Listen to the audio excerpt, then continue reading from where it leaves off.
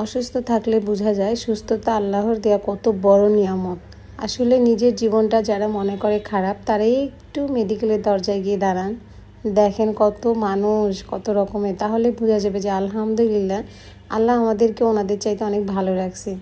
তো আজকে কিছু কথা শেয়ার করবো এই ভিডিওতে, আশা করি ভিডিওটি সবার কাছে অনেক বেশি ভালো লাগবে। So hi everyone, welcome to my another new blog.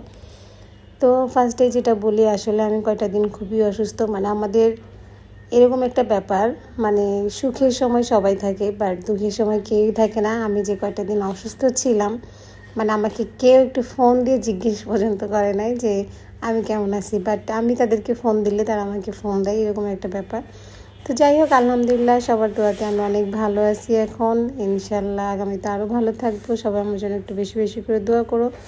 তো আজকে সারাদিন কিছুই খেতে পারি নাই। পরে তোমাদের ভাই আমার জন্য ডাব নিয়ে আসছে রাতে আসার সময়। তো পুরো একটা ডাব আমাকে ওখানে বসায় খাওয়ায়, তারপরে উঠাইছে, বাট আমি পুরোটা খেতে পাই নাই, কেননা প্রচুর ডাবের মধ্যে পানি ছিল। তো ডাব খাওয়ার পরে এই জিনিসটা কে কে কাটো সবাই অবশ্যই শেয়ার করবা, কেননা আমার কাছে ভীষণ ভালো লাগে। মনে হয় ডাবের ভিতরে যে ছাঁচগুলো থাকে এটাকে কি বলে, আমি তো ছাঁচই জানি। যাই হোক, তোমরা যদি অন্য কোনো নামে জানো অবশ্যই কমেন্ট করবা। দেন যেগুলো একদম কচি ডাবগুলো, সেগুলোর মধ্যে হচ্ছে তোমার এগুলো একদম আরও পাতলা থাকে, ওটা মেবি বেশি ভালো লাগে। আর এটা নারকেল টাইপ হয়ে যায়, কাছাকাছি। তো তারপরেও কিন্তু এটা অনেক মজার ছিল।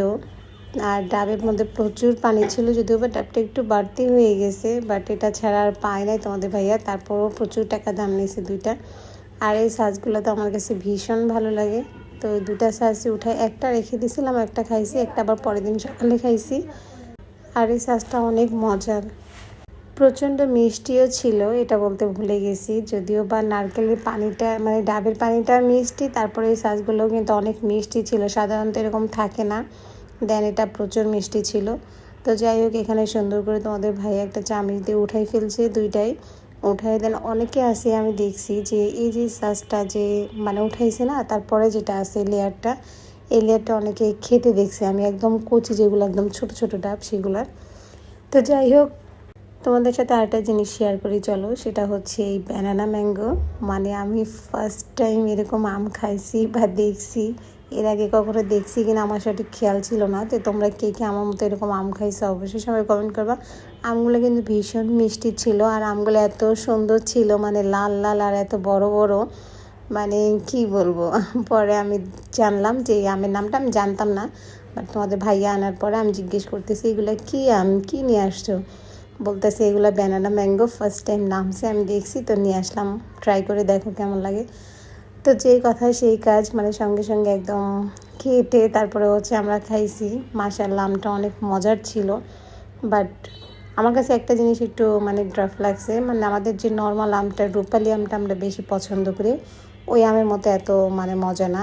বাট আমটা অনেক ভালো ছিল।